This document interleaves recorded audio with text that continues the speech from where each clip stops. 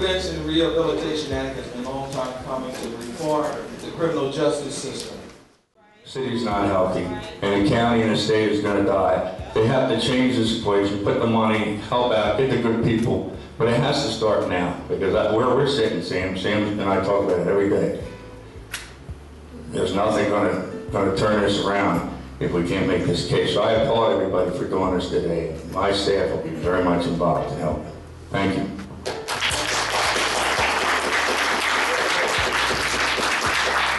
Good morning.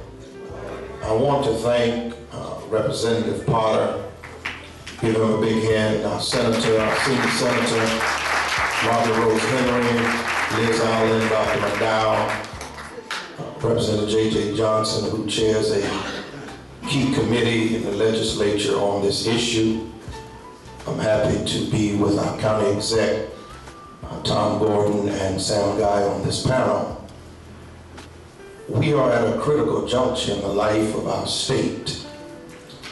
We all have some knowledge and awareness of the problems as it relates to this issue of incarceration, restoration, and now pending legislation. It is important that we embrace this legislation because this legislation can be a game changer wherein it is a law, not just an event, but a law that will transform our cities, our communities, and specifically those who are hurting. There's a trend in this country where those who are sick and in poverty have become criminalized. Listen to what I just said. There's a trend in this country. It started with 3 strikes and you're out. And now you've seen the evolution and the failure of the war on drugs. We need to have a war on treatment. We need to have a war on transformation. We need to have a war on family restoration.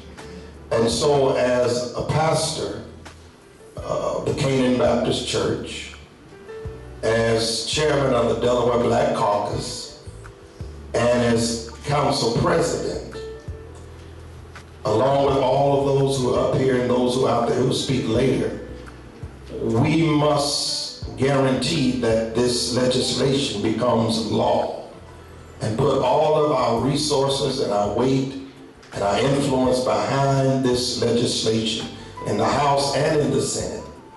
And when it gets to the governor's desk, we must demand that he signs it. For too long, we've been too silent about too many things. Too silent about too many things. And I'm really interested in this, Tom, because where there's a problem, the Chinese proverb said, where there's a problem, if you flip it over, there's an opportunity. This is an opportunity to do something transformational and to address the pain that is so loud, but yet we've been too silent. This legislation is legislation that will make a difference. And we need to ensure that it moves through the Senate and the House and ends up on the governor's desk. And we support this legislation. Secondly, I encourage all of the community activists, let's continue to put the pressure on those who cannot see this as a transformational opportunity, but are stuck in the past. Delaware must come up to the 21st century as it relates to legislation that makes a difference in the lives of people. Thirdly, I see many of my pastoral colleagues here.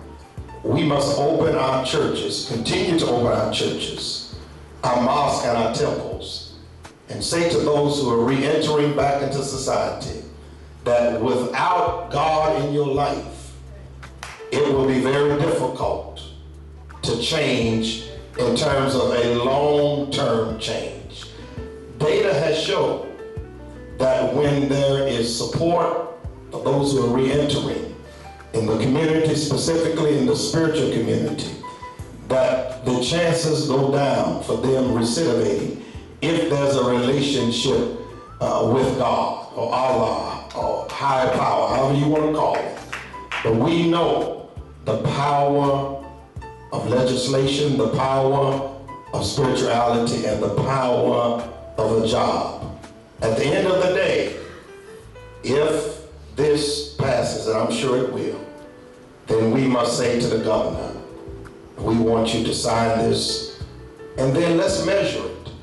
You will see that this legislation will make a difference, not only now, but in the future. Lastly, we should leave here with this mantra: education, not incarceration. Education, not incarceration. Everybody say it: education, not incarceration. Booker T. Washington said we must do three things. We must teach our children to use their heads to build intellectual capacity. We must teach them to use their hearts as a moral compass. And then we must teach them to use their hand to work and to earn a living. We look forward to the panel discussion. Thank you. We're going to go next to State Rep. J.J. Johnson. And if you look on in your package, you notice it's called the Crime Prevention and Rehabilitation Act, but the CPR Act. And we all know what CPR is. Okay? State Rep. Johnson.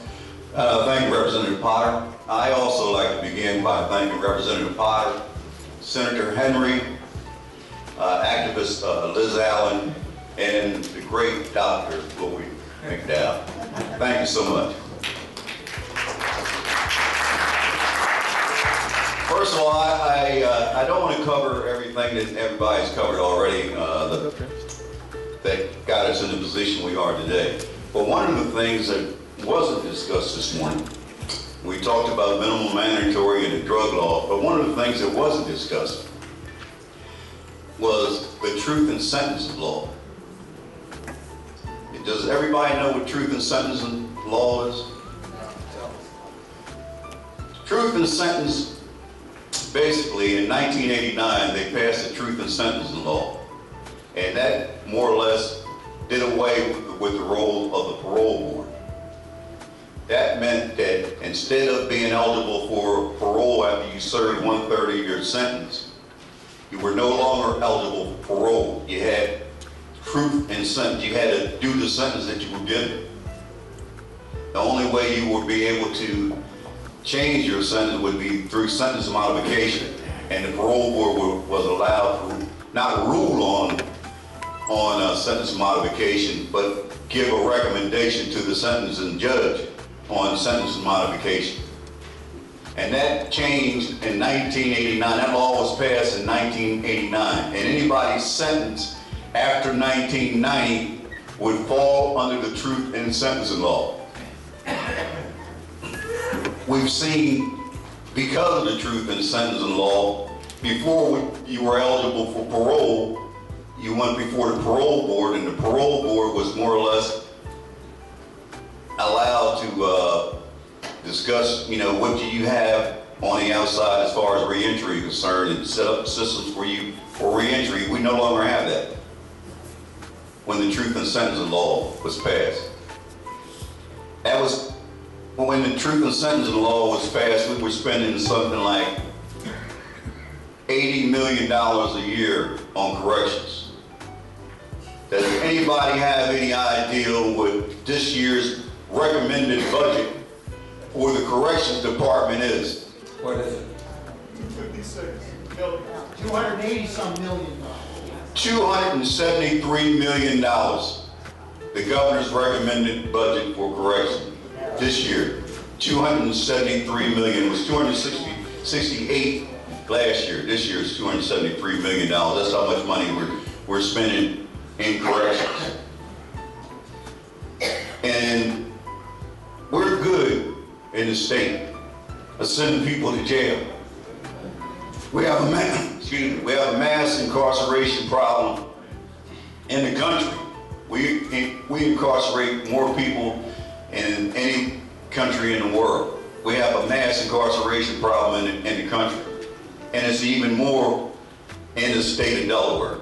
At any given time, you have at least 7,000 people in level 5 incarceration. 20,000 people in the system. In the state, it's this small state of Delaware, where you only have 1 million people, citizens in the state of Delaware. But we have those kind of numbers that are incarcerated. And another thing I wanted to mention before I go any further, we talked about the incarcerated, the offender incarcerated, and the effect it has on that offender. One of the things that wasn't mentioned this morning, I like to mention it, because I have to deal with it almost on a daily basis, is the effect on the offender's family. Because when your son does time or your daughter does time, guess what? You're doing time too. And it has a strong effect on that parent. I get calls almost on a daily basis, and it's mainly from the mothers and the grandmothers about their child being in prison. It has a negative effect on them. And I can speak personally for myself. My brother was in jail, and it had a negative effect on my mother. I think it sent her to an early grave worried about my brother being in jail. So when we talk about incarceration and the effect that it has on the offender, let's think about how it affects the family also. Because it probably affects the family even more so. But one of the other things I wanted to mention, and like I said, I want to thank Representative Potter as well as Senator Henry for sponsoring this legislation. But I want to take exception to what Mr. Abrams said earlier when he pointed at it and said, you representatives need to get behind this. Sometimes you need to know who your friends are. You need to know the people that supported you throughout the years. And I think about Senator Henry. I only been in the legislation for 10 years, but Senator Henry's down there before me. And the things that she had to put up with in order to get some legislation passed. He spoke about how a offender or an ex-felon wasn't allowed in the housing development. Guess what? An ex-offender wasn't allowed to receive food stamps. If you was convicted, no, not an ex-felon, but if you was convicted of drugs, you weren't allowed to receive food stamps. You know who changed that law, who sponsored legislation to change that law? Senator Henry.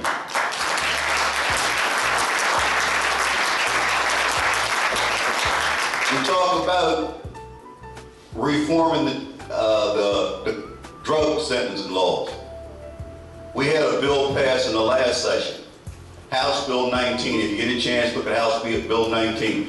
And Dr. McDowell is correct. We try to work on issues in increments, and sometimes they don't work.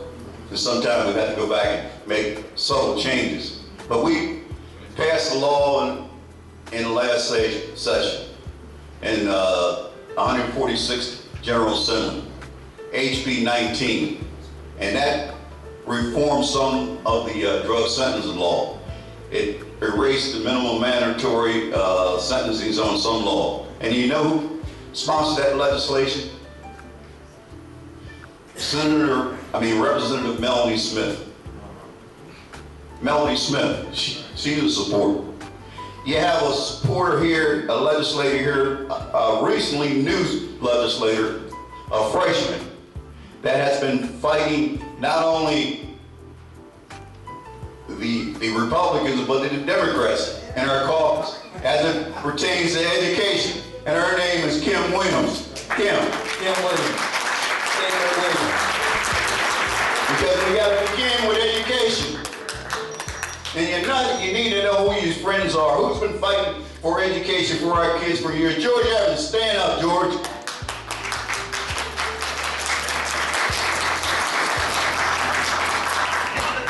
We have Drew Film sitting in the back trying to hide. Now, not only for the underprivileged with the ACLU, but she's doing it now with CJC. Stand up, Drew. She's a friend.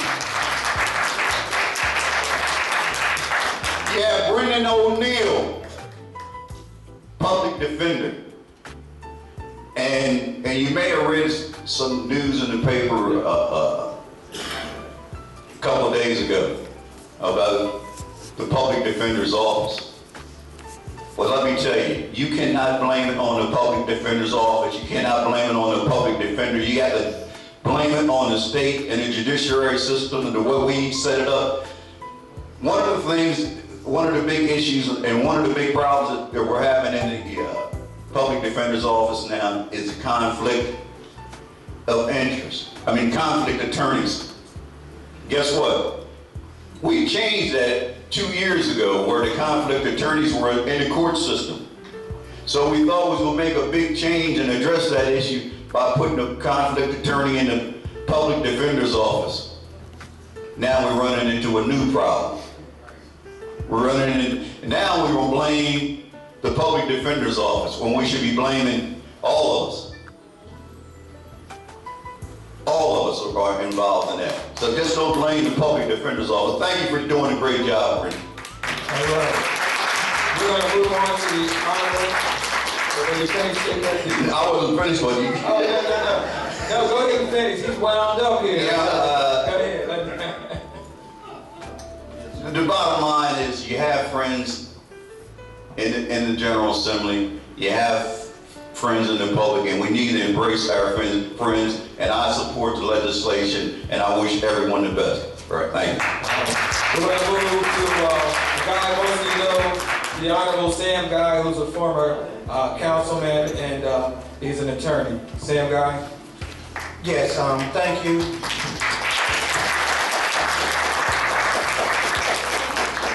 There's a million things running through my mind because like everybody here, no matter what we do, we see the impact of all of these issues on real people. And I've been an attorney here in Delaware for a long time, but I've always lived in what they call the hood. So that means when I walk out my door, the things we're talking about are my neighbors. But guess what? I had a client, Butch Lewis, he's passed now. And if I would be at his house, when you walk out his door, guess what? This same set of issues impacts his neighbors too. So we have a new world now where just because you're rich or you're poor, you're not inoculated from the impact of all of this. And what has happened is, you know, there's been a problem with heroin on the east side all of my life. But I guess it's really not a problem until everybody has a problem. So now we've reached a point now where everybody has a problem. You don't hear about the little kid out in the neighborhood, out in the county, that ODs and the paramedics come. The News Journal doesn't keep a count. Okay? They don't put it on the headline day after day. But it's happening everywhere. Drug overdoses, need for treatment. So the most important thing is the front page, and that is making the state of Delaware true to its own law. Treatment, rehabilitation, and restoration. That's the key thing. So I'm going to hit a couple of points. Number one, point A I wanted to make, the people. This is a people-driven movement. This started from the people. And a lot of you have been talking about and working on these issues for years and years and years. And it has coalesced. And now people connected with expertise. Now the power brokers are now shaking in the boots when the people connect with experts. Because then proposals get put on the table. But see, traditionally, there's no legislators to put the proposals on the table. So now you got the next piece connected. Power structure shaking in his boots. Then it's going to get a number, a bill number. And now people are going to have to start having state resources used to put the meat and bones on the proposal. Not the community having to reach in your pockets and figuring out how to do this.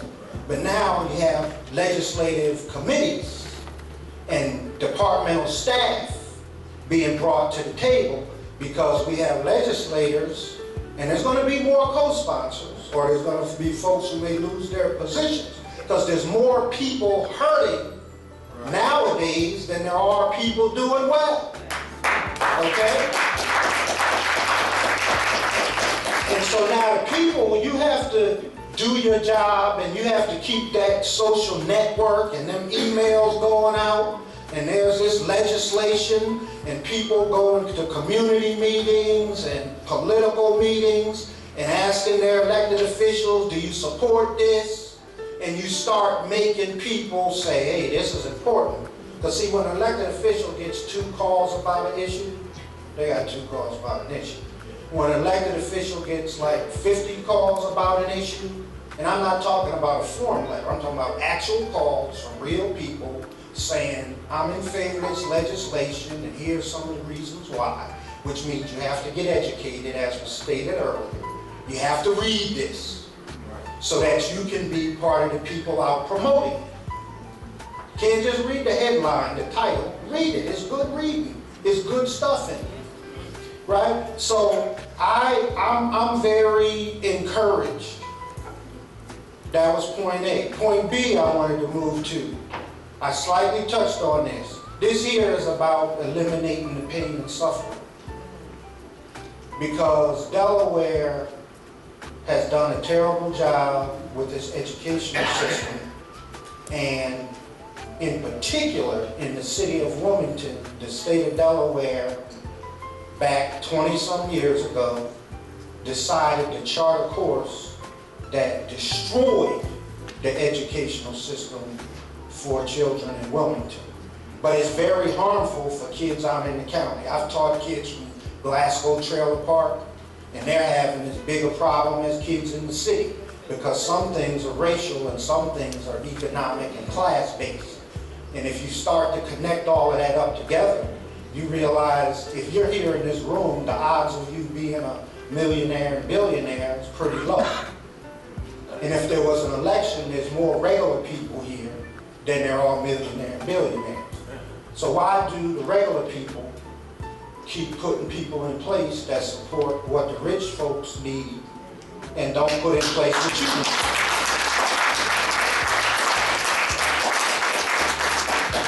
need? In this bill, thank you all, eligibility.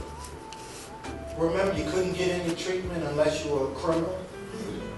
This is excellent. It has a component in it where people, before they become a criminal, can come participate in this. I mean, you all remember, you basically don't have to go out and commit a crime. You run around to try to get help, can't get help anywhere. We only serve people who are criminals. That's just insane. The next topic I wanted to speak on briefly is that it's research-based. We live in a new world. Back in the day, all of you remember shotguns. Shotguns are over. This is the high-tech era. It's red dots. Everything's digital. It's focused. So when it's research-based and you read the contents of this, you see that it's focused. That's really important because that's one of the criticisms that are often used with reform. Oh, it's not research-based. Well, this is actually research-based, and there's an example that people can show you in California. The next thing I wanted to comment on had to do with the holistic approach in this bill. It's trying to deal with every component of a person who's having a problem. Their present needs, their future needs, and even basics of food and shelter and things of that nature when necessary. If you don't take a holistic approach, then whatever you left out is probably what's going to make you fail. And so that's what's wonderful about this. It has a holistic approach to dealing with humanity. Because you all realize that if anybody in here actually knew the formula to fix a human being, you'd be the richest person in the world. So from a statistical point of view, we need to take all of the various variables that we know assist a person in restoration and try to address them all, and we increase the likelihood of that person becoming a vital, important, contributing member of our society.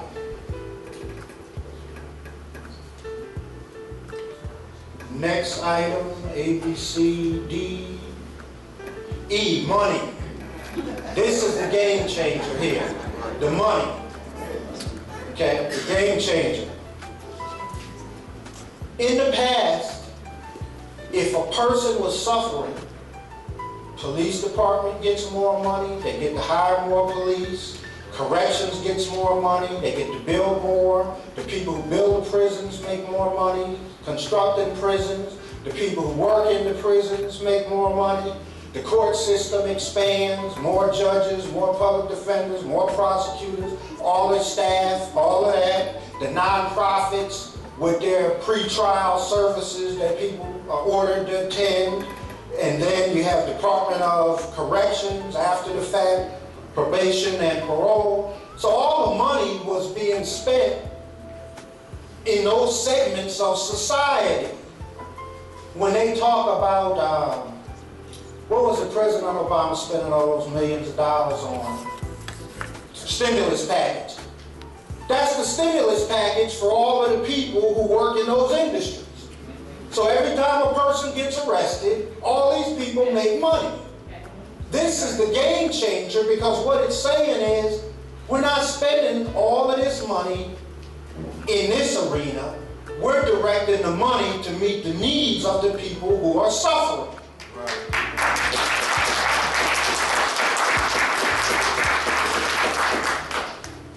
My last point takes me back to the first point.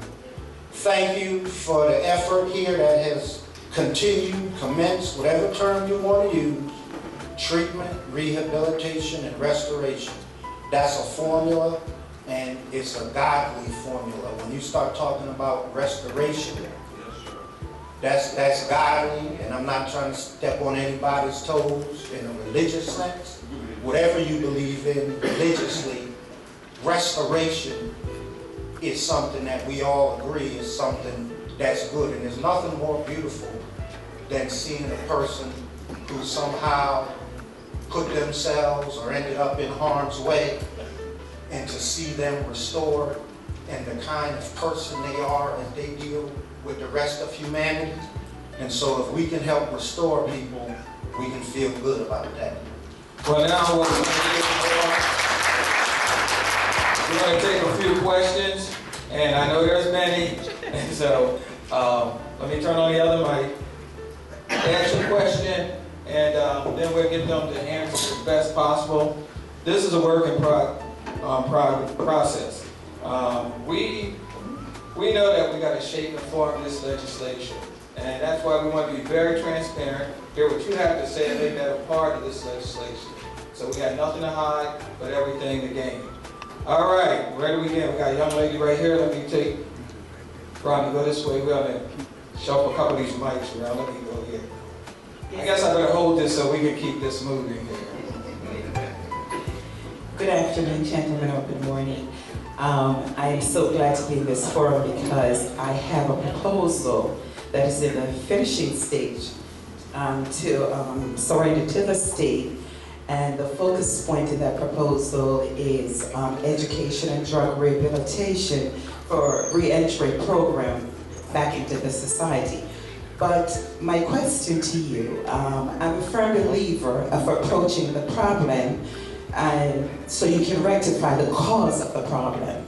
So what is your plan in in this bill. It is very important that we have it, but what is your plans to really stop it at the beginning stages, like your treatment programs? Are you going to make treatment programs available so that they can be entered in the school systems? Are you going to connect with the school systems to work with them closely so they won't have dropouts? And are you going to develop resources to maybe staff with people who really have a passion to really fix this problem, other than people who are really looking status? Like myself, I would be willing to work with the school systems to really implement a program to really stop the drug problem early, because as we know, the drug problem is creating the crime. Just answer that best as possible. They can't answer that completely because we're just formulating this, but they can talk about resources needed. Any one of you could address the type of resources you see us needing to help implement this. And certainly, the sponsors of the bills are the ones we should address that to, but certainly there's going to be a shift, I think, with Representative Johnson, Senator, from incarceration to these other programs. In schools certainly are a vital component. We have Reese Pritchard here and others that can talk about that. I don't know if Councilman Williams was introduced, or Rita Landgraf, Secretary, I don't know if she was introduced earlier. Kevin just came in, Kevin Kelly. Yeah, we're glad to have all the people here. Yeah, also, I think, related to your question, in the bill, there's a section that talks about community-based treatment and rehabilitation centers. And then when you take the component that you don't have to already be a criminal to participate in these programs, then I see that as the avenue where the school systems should be able to also refer children before they become part of youth rehabilitation and kind of refer them into these community-based treatment centers. That's my understanding as I read the framework. And Liz, would you take the mic up there and turn it on because you can help out? Be short, brief with your questions, and we'll get a couple more questions from the panel. Hi, first of all, my name is Josie Roy, and I just want to say hello to the panel up there. I just want to say that I do support this act 100%. But on the other hand, I just want to say, Reverend Bullock, when you talk about criminalization, we here in the city of Wilmington are being criminalized also, because when we talk about there's kiosk machines, and I think this needs to be addressed. Hopefully it's addressed here, and hopefully it's continually to be addressed. There's kiosk machines at the Howard R. Young Correctional Center, where when we go to put money for our loved ones there, and when J.J. Johnson talked about the families being affected, yes, we are being affected, because we have to go there and put money in the kiosk machines. And before our loved ones get the money, there is money that is deducted. There are $3.95 for cash only, $4.95 for credit or debit. I want to know whose property. Where is the money going? Our loved ones aren't getting it, and Vaughan Correctional does not have this. Sussex Correctional does not have this.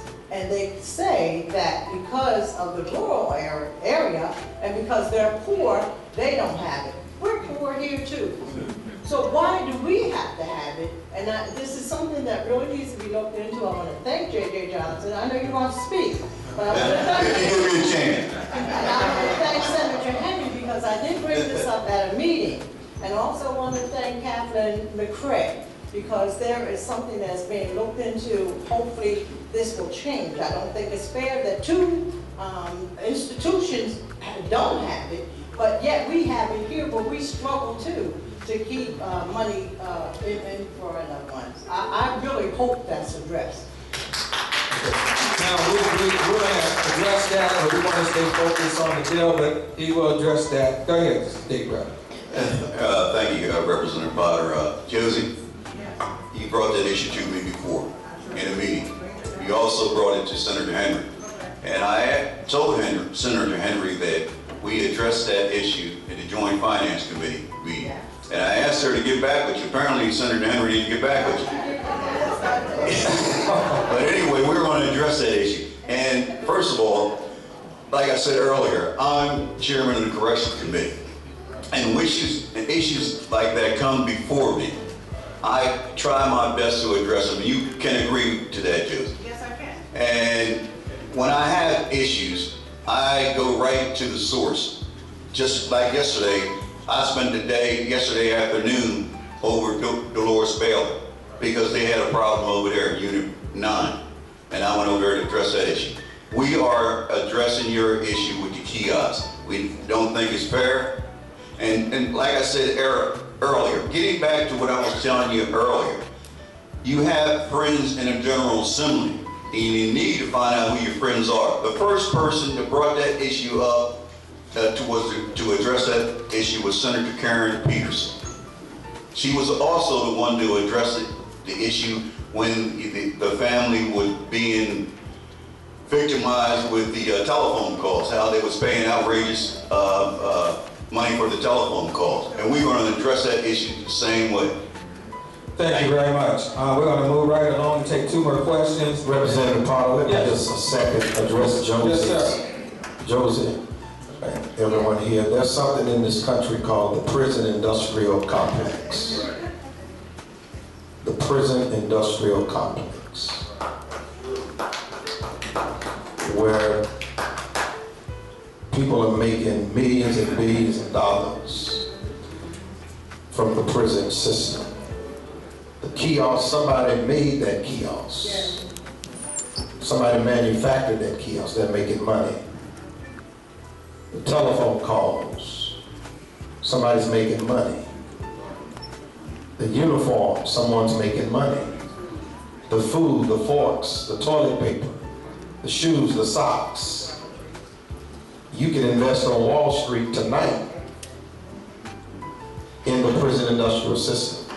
So this is an economic issue that is embedded in the American psyche and culture that needs to be addressed. So people are making money in many ways. Okay, can we do this, Josie? I'm going to get them to address that with you one-on-one. We did touch in on it. I want to say, too, that we have our House Attorney here. Once we finish with the panel, after another 2 more questions, he's going to say a few things about the law and where we're headed with this legislation. We're going to go to Mr. Montos. Is that correct? Good morning, everyone. Thank you for giving up part of your Saturday. I hate doing it. I have 2 questions. One is, do we know the comparison between the governor's correctional budget and the educational budget? You don't have to answer that. I don't know if you know it, but if you know it, it would be interesting to find out, compare the 2 numbers. And the second question is, we all know that when Jane Brady was Attorney General, she was very instrumental in passing the minimum mandatory. Because she was very instrumental. So do we know where our current Attorney General stands on this bill? I missed that. I'm sorry. Go ahead. You can entertain it. I think Mr. Tice would probably, the House Attorney will address that. He's going to address that. But I would, Maria, that's a great question. Good to see you, my friend. The incarceration budget versus the education budget and money for prevention and treatment. Someone needs to look at that. I want to acknowledge Judge Tolliver in the back as well. Yes, I did want to acknowledge Judge Tolliver, and I know he's very outgoing. Can I just talk for a second? Look, the Attorney General's office should be included in these meetings, but if they don't have alternatives, they're going to be just like the police. You're forcing the police to stop the shootings. They have to have real viable alternatives, and if we get that for the Attorney General, I'm sure they will be supportive of it. We're going to take this last question here from Marla Garrison. Representative Potter, I'd like to answer that You like to question. answer it? Yes, sir. As it pertains to the budget for education as opposed to the budget for correction. And I would be remiss if I didn't answer that question since I do sit on the Joint Finance Committee. Correct.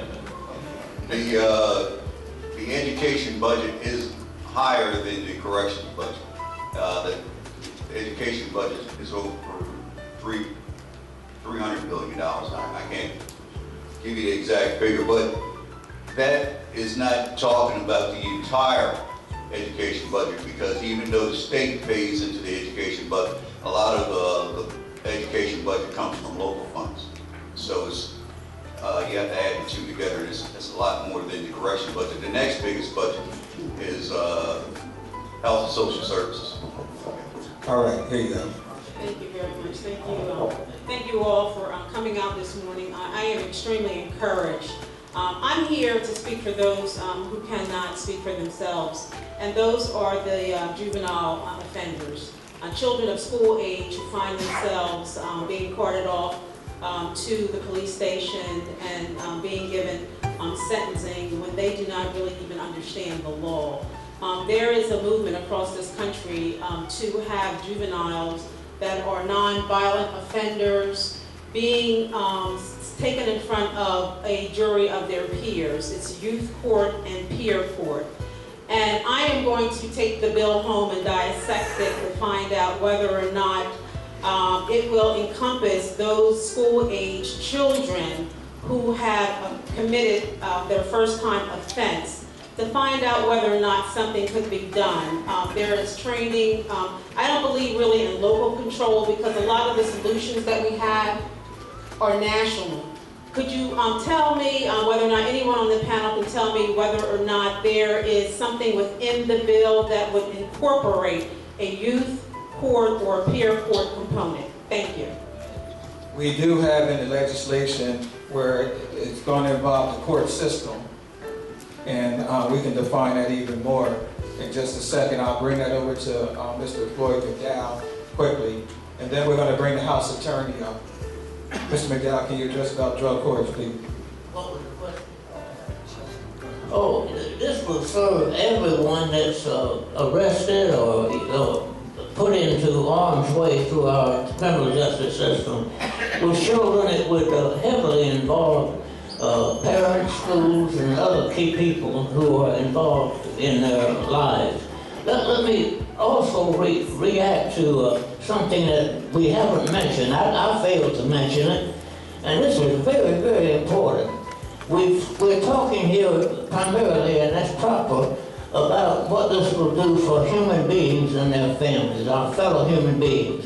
But let me point out that the research in California and other research proves that we can serve these 5 groups of people that would be served by these centers, and we can provide all of these services, including a year's economic support for those who need it transitioning back into the communities, and we can do this for $12,000 a year compared to $36,000 in prison.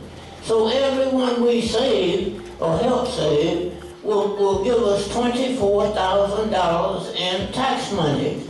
That's very important. Okay, what we're going to do, we're going to give each one of our panel members a minute to do their closing, but also need to let you know that once they finish and we go to the House Attorney and they explain some things to us, we're going to take a 20-minute break because we do have some food out, and we'll come back and conclude with the moving forward section. So let's go and give each one of the panel members a minute for their closing or whatever issue they want to discuss. Thank you, Charles. Representative Potter. I want to go back to what Marla Harris had said earlier about the youth offenders. And we should be taking the opportunity when we have a youth offender in our custody to make sure that they don't become adult offenders. And currently I have legislation in the House, and it's House Bill 226. And it's an act to amend Title 11 and Title 29 of the Delaware Code relating to specialized probation and parole officers assigned to the Division of Youth Rehabilitation Services. And the synopsis of the legislation is, it says that the role of the juvenile probation officer in the serious juvenile offender unit is not to act as a police officer, but rather to engage and work with youth and their family while maintaining public safety, rather than mirroring police training. In all respects, the training requirements of the probation officer should mirror the training of adult. In other words, we should take this opportunity when we have a youth offender, make sure he gets the proper counseling and training and education to ensure that he doesn't become adult offender. And this is what this legislation does. HB 226. Yes, my concluding remarks. If you look on the first page of your handout, it says, a startling statistic is that 85% of our youth in correctional facilities will go on to enter the adult criminal system. So the fact that that's stated as one of the findings causes me, as I read the text of this bill, when they talk about the courts and their role, that would apply to the family courts as well.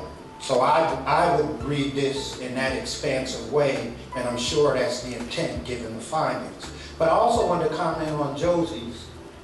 See the little things there's little things that can impact big things like this.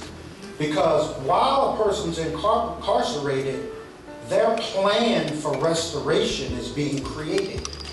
And so if impediments to their plan can be the inability to communicate with family members and friends without paying an extra tax. That's what that is, okay? They need to be able to connect with their family and friends. So when you are aware of things that make it more difficult for a person to be restored, make sure that you tell everybody. And Josie, with all due respect to my legislative friends, they will tell you, the more times you say it, the more times they write it down on their list, and it'll stay as a reminder that people still care about it.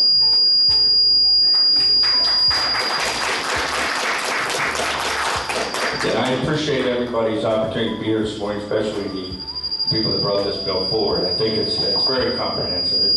It's going to be a tough thing to try to pass this year, but I think we have to. And I think this is a good start, but you're going to need a whole lot more meetings like this and dissecting this bill. And we'll be very supportive of it. Thank you.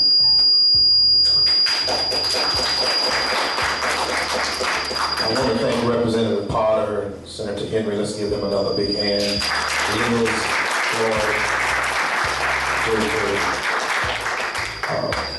This legislation is a paradigm shift. It's transformational and it has substance. And we're going to work hard to support Charles and Senator Henry. Lastly, this has not been stated, but we know that it's going to happen. There will be serious opposition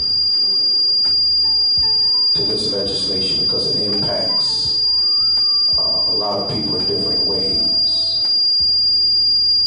In times of peace, you prepare for war.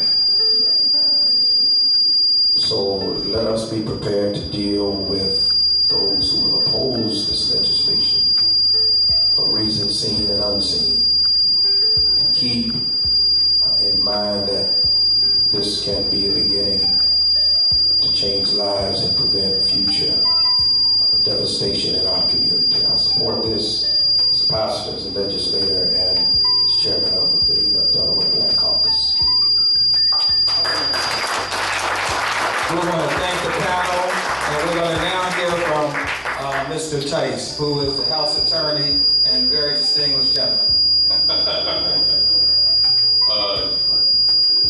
The Honorable Judge Charles H. Tolliver IV may have something different to say about whether I'm a distinguished gentleman or not. He can reference citations to House bills or Senate bills. He can recall anecdotal evidence from decades past. He's a brilliant man. He's a brilliant, plain speaking man. I just wanted to acknowledge him because he acknowledged everybody else.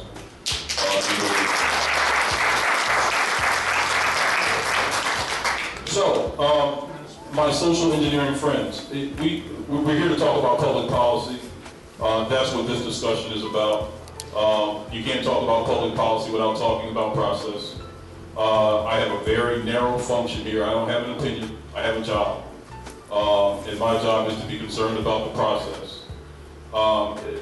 McDowell spoke about incrementalism. So obviously being a doctor and a student of political science. So just quickly, a couple of approaches to public policy amongst many approaches. Incrementalism or radicalism. I can tell you right now, this legislation is not incremental. I would not call it radical. What I would call it is comprehensive reform. And I think, well, never mind what I think, that's what it is. Again, trying to walk the thin line between opinion and obligation and employment. But certainly, it is comprehensive legislation. So when you're talking about public policy as a process, for this particular dialogue, you're talking about the consequences of a particular or many public policy prescriptions amongst those that are affected. You're talking about consequences. And the consequences have been talked about, very artfully this morning by Ms. Allen, Dr. McDowell, and others, particularly this panel. Representative Potter has chosen to go another direction. Senator Henry has chosen to go another direction.